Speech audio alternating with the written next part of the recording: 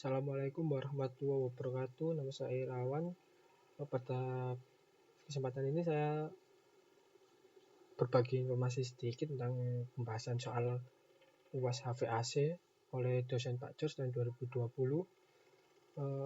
Ini tentang water chiller, pendingin air. Nah, pertama di soal diketahui water chiller ini disuplai air dengan suhu 15 Celcius dan diinginkan menjadi 5 Celcius. Jadi 5 Celcius adalah produknya dari water chiller ini. Lalu volume tangki 3, NRP. Kalau NRP saya 13 dengan waktu pendinginan 2 jam. Jadi suhu 15 air supply 15 Celcius menjadi 5 Celcius ini didinginkan dengan waktu 2 jam dengan menggunakan sistem siklus kompresi uap dan refrigeran R77 menggunakan refrigeran R77. Nah, ini desain selisih temperatur refrigeran terhadap media fluid di evaporator dan kondenser ditentukan suhu 20 derajat. Jadi gini, evaporator, jadi refrigeran pada saat di evaporator itu suhunya itu pasti ada memiliki selisih antara produk ini 5 produk yang dihasilkan dengan refrigerannya. Jadi karena refrigeran ini fungsinya mendinginkan air atau menyerap panas dari suplai air 15 ini menjadi 5, pasti dia lebih dingin. Nah, lebih dinginnya fluida itu sudah ditentukan dengan selisih 20, sama dengan di kondensor.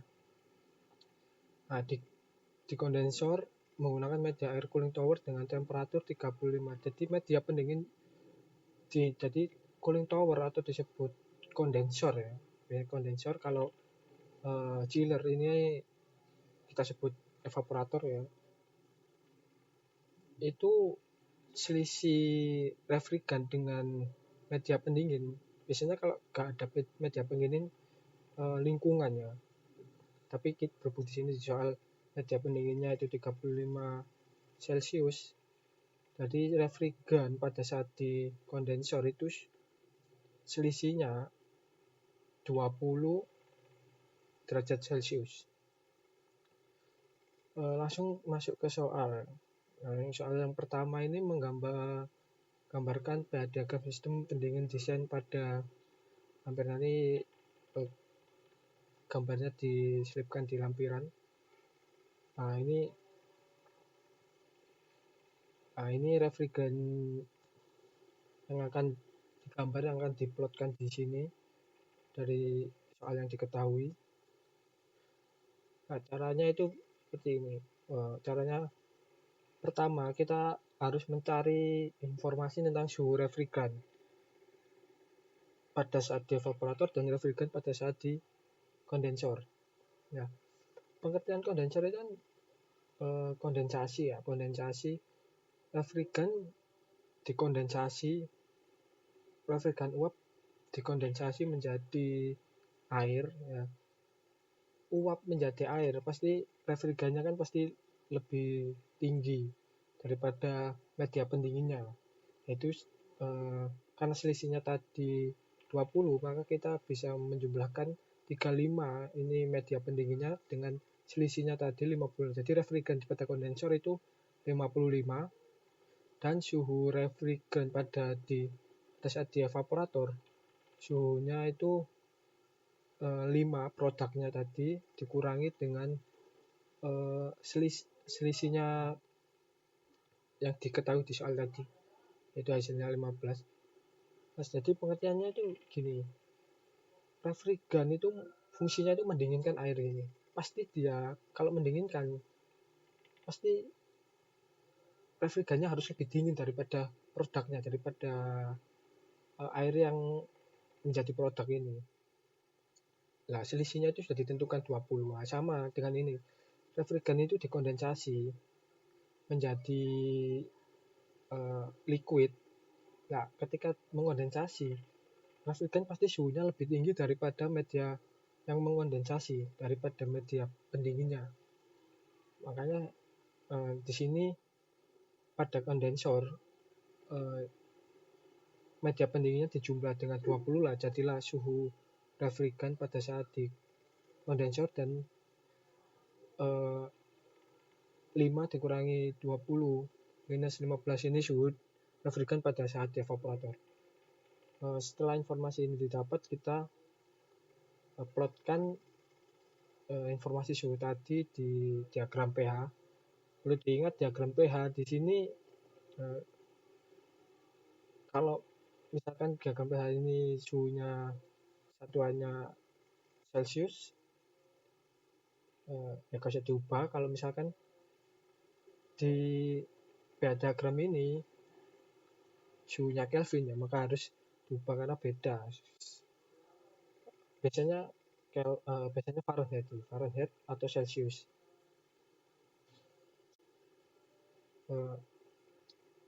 Langsung kita plotkan 55, ini 55 pada kondensor, 55 sekitaran di sini.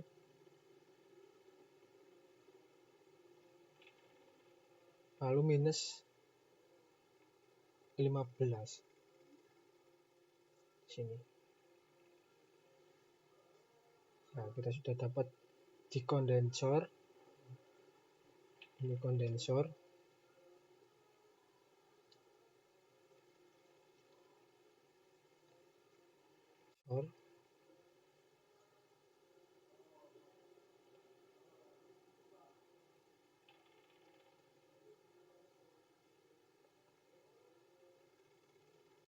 Nah, ini kondensor, ini evaporator. Nah, untuk lalu langkah selanjutnya, ini berhubungan dengan soal selanjutnya ya.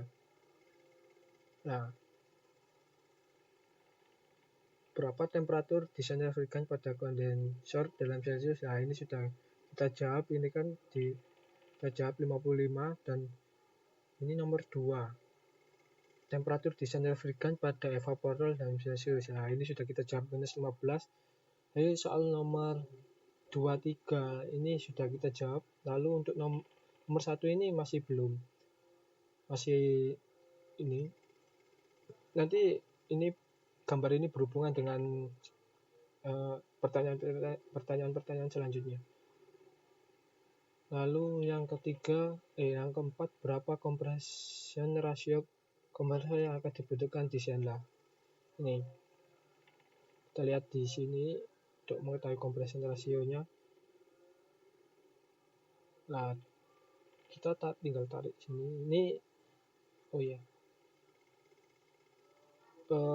di sini ini informasi tentang tekanan. Lalu yang bawah ini entalpi. Terus ini X ini 0,1, 0,2 ini adalah fraksi.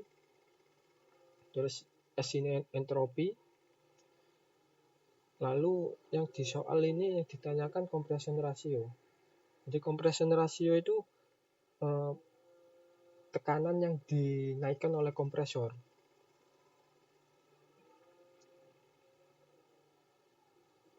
Nah, kita sudah dapat ini. Nah, kita kan tahu kalau misalkan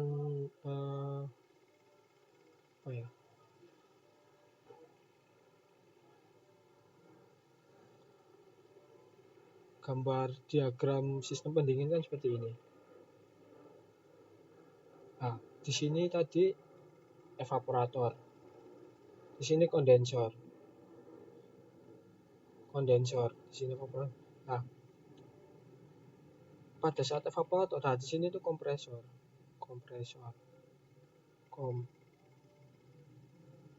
Dari tekanan rendah di kompresor menjadi tekanan tinggi lalu menuju kondensor.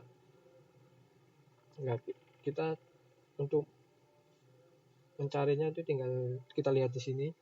Ini kan evaporator. Dia tekanannya naik, dinaikkan oleh kompresor menjadi Ini tekanannya 2,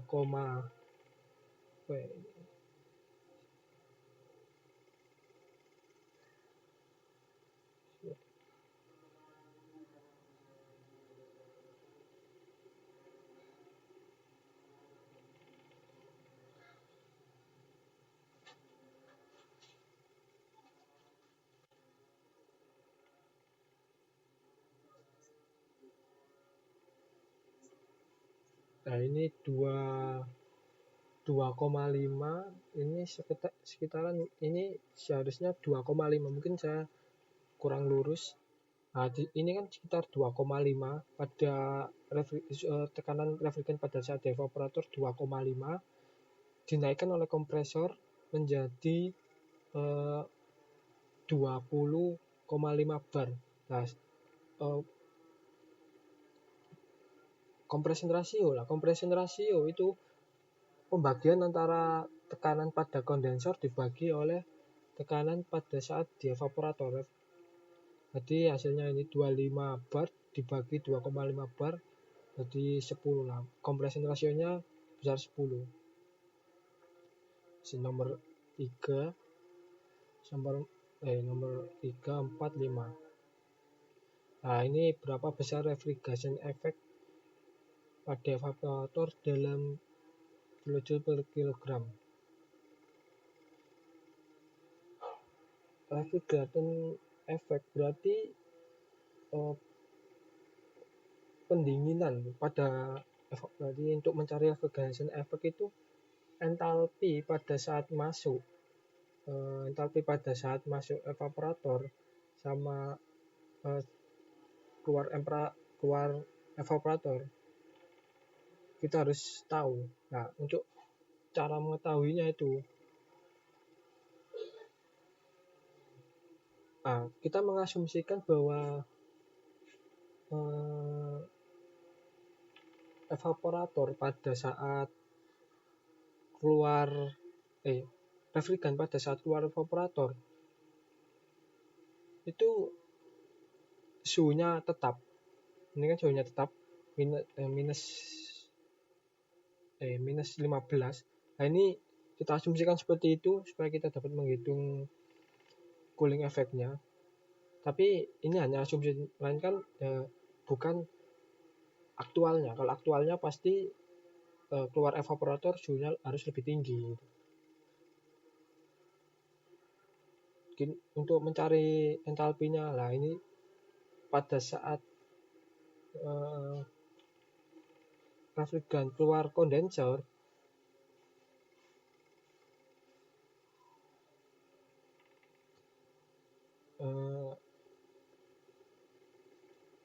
fraksinya itu tekanannya itu berubah. Nah, ini kan berubah 30 menjadi 2,5.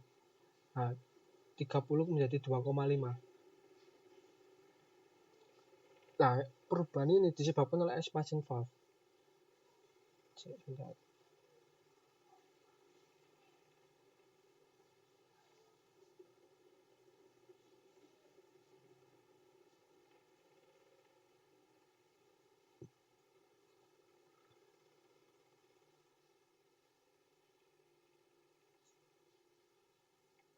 Nah, ini pada saat kondensor ini, pada saat di kondensor menuju evaporator itu tekanannya itu berubah karena melalui expansion valve, yaitu fungsinya merubah tekanan tinggi menjadi tekanan rendah. Karena tekanannya sangat tinggi dari refrigerant yang dari kondensor diubah menjadi tekanan yang sangat rendah, maka fraksinya itu berubah. Jadi 0,3 bisa dibilang ini 30% ya, 0,3-30% itu uap, sisanya itu liquid. Lalu yang berubah itu suhunya. Nah, ini suhunya menjadi minus 15 karena perubahan tekanan ini.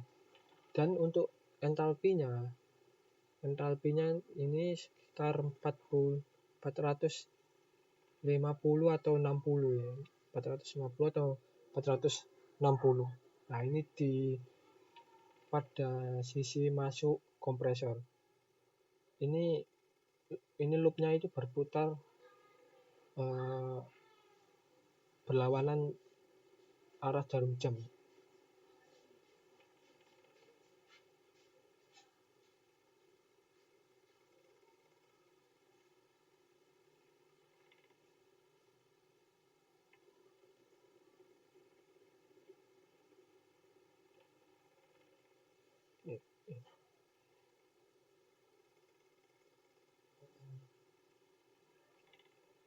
Nah, ini perputarannya itu seperti ini. Jadi ini refrigerant saat masuk kompresor, nah, entalpinya itu sebesar ini. Lalu untuk yang keluaran kompresor, nah ini garis kurva ini pada saat garis ini faksinya itu 100%. Nah, ini kan ada 90, di sini 100% uap. Karena penggerak dari fluida refrigerant ini adalah kompresor. Habis dari evaporator kan ke kompresor ya. Di sini ada kompresor ini.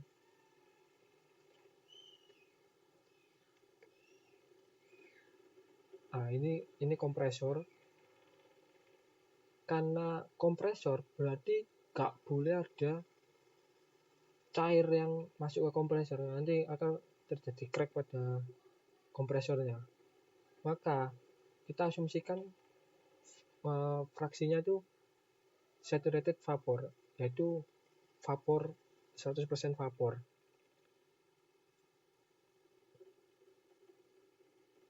Jadi untuk melihat entalpinya ini tarik ke bawah.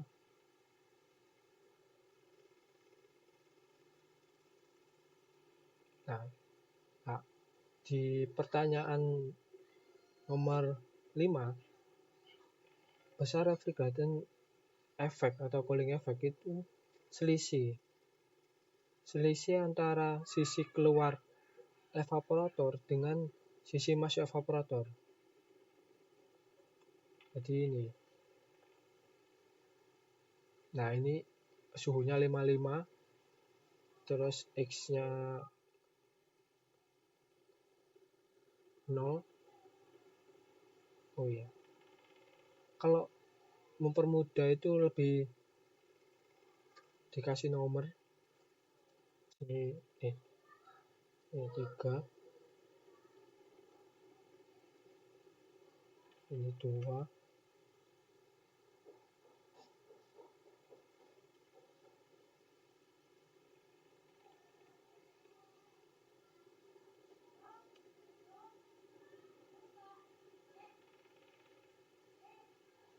Nah, ini 1, 2, 3 coba mempermudah. Nah, di titik 3 sama titik 4 ini entalpinya itu tetap. Nah, ini sama.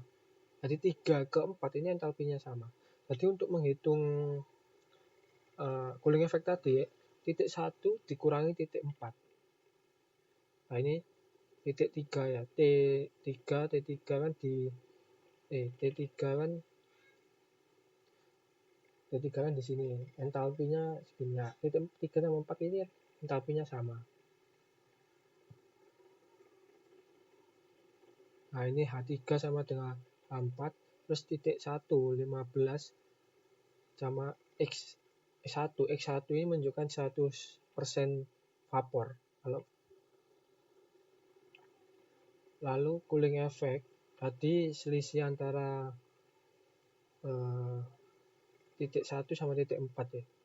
Entalpi 4, nah ini 1410 dikurangi 460, hasilnya 950. Jadi cooling effect-nya water chiller itu sebesar 950. Lalu nomor 6, apa beban pendinginan pada water chiller tersebutlah ini beban pendinginan. Jadi beban pendinginan ini sama dengan beban yang diterima evaporator. Jadi panas yang dilepaskan water ini kan pendingin, media yang dinginkan kan atau produknya yang didinginkan kan air. Nah, panas yang dilepaskan oleh air itu ke evaporator itu sama dengan panas yang diserap evaporator. Nah, jadi untuk menghitung panas yang dikeluarkan oleh air itu langkahnya sebagai berikut. Jadi V air ini volume air atau volume tangkinya tadi. Nanti soal jadi ketahui volume tangkinya ini 3, NRP dan NRP saya adalah 13, 3,13. Terus ini rho air 1000, C air 4,2. Terus ini durasi pull down tadi, ini yang sudah dikonversi menjadi second tadi kan 2 jam, kalau dikonversi menjadi second kan 7.200. Lalu delta T, ini selisih antara 5 air supply dengan produk, dengan air produknya, ini produk air. Lalu kita hitung. Nah, untuk menghitung rumusnya panas yang dilepaskan oleh air itu M massa air dikalikan C dikalikan delta T. Nah, karena ini satuannya itu kalau M dikali C dikali delta T itu satuannya joule. Nah, di sini kita perlu mengubahnya menjadi kilowatt, makanya kita bagi dengan T, dengan pull down-nya. M massa air kita bisa cari dengan ini, mengalihkan volumenya, volume tangki atau volume airnya dengan massa jenis airnya. Didapat sebagai berikut, dikali dibagi, dan hasilnya ini 18,26 kilojoule per second. Kilojoule per second, joule per second ini sama dengan watt, maka hasilnya 18,26 kilowatt. Lalu nomor 7,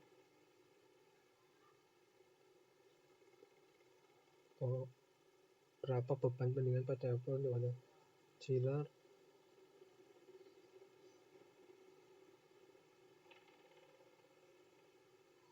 Terus nomor 7 M dot refrigerant. Nah, ini untuk mencari M dot refrigerant. Kita tahu kalau misalkan ini kilowatt atau kilojoule per second, kalau misalkan dibagi dengan kilojoule per kilogram, hasilnya itu kan menjadi kilogram per second. Dan kilo. Nah, M dot ini kan massa flow rate kilogram per second.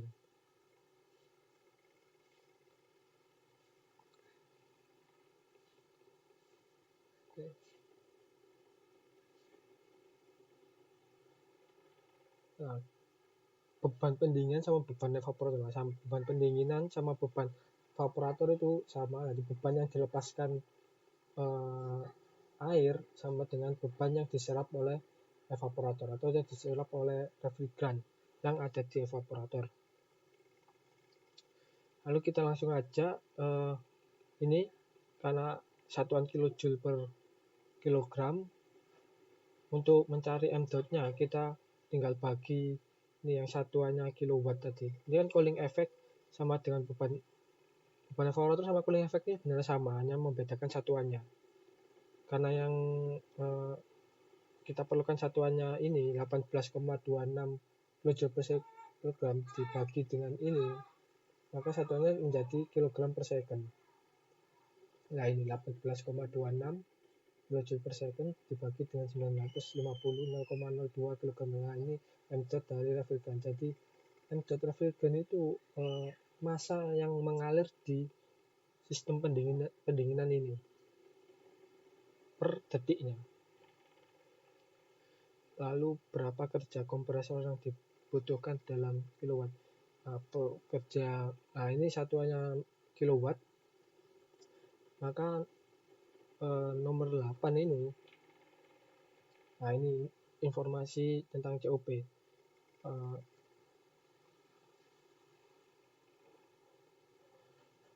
COP itu cooling effect dibagi dengan kerja kompresor. Di sini tadi kerja kompresor, cooling effect dibagi kerja kompresor. Cooling effect-nya kan sudah kita cari, kita sudah mengetahuinya tadi 950 dibagi dengan COP-nya 4,13. Karena yang dibagi satuannya kilojoule per kilogram, maka di sini satuannya 230,2 kilojoule per kilogram. Tapi yang diminta itu kilowatt. Maka yang di sini harus dikalikan dengan M dot, dengan M dot refrigerant. M dot refrigerant 0,02 sudah kita cari di nomor 7. Lalu kita tinggal kalikan. Nah, ini ketemu kerja kompresor dalam satuan kilowatt 4,4. Lalu di nomor 9, berapa daya kondensor yang dibutuhkan dalam desain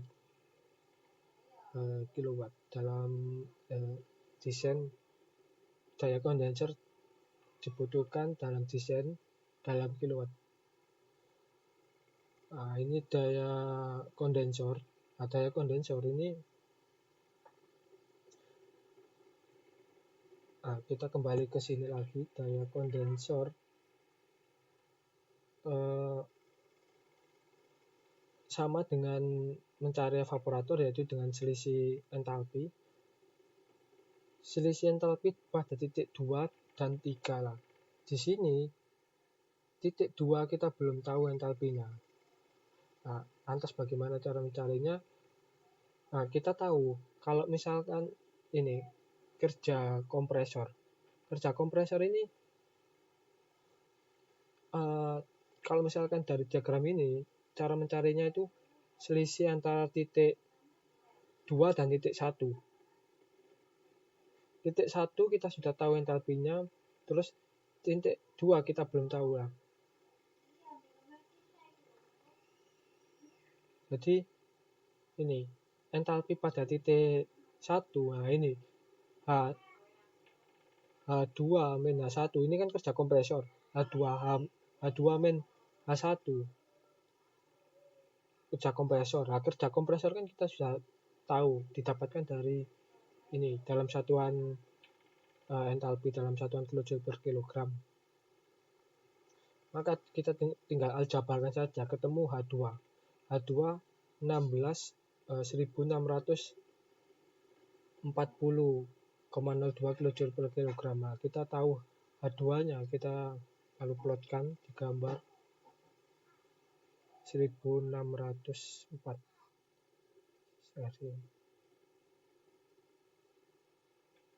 Nah, ini soal 1 sudah terjawab ya. Gambarnya itu seperti ini.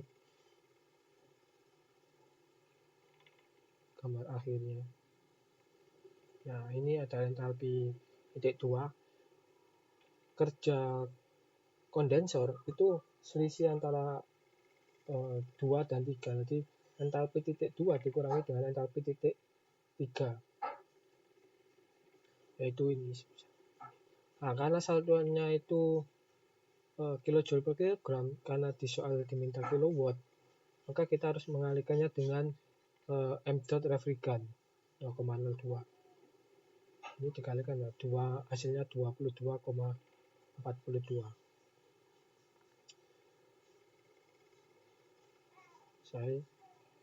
Dan itu saja yang bisa saya sampaikan. Kurang lebihnya atau kurang jelas dalam kalimat saya, mohon maaf sebesar-besarnya. Wassalamualaikum warahmatullahi wabarakatuh.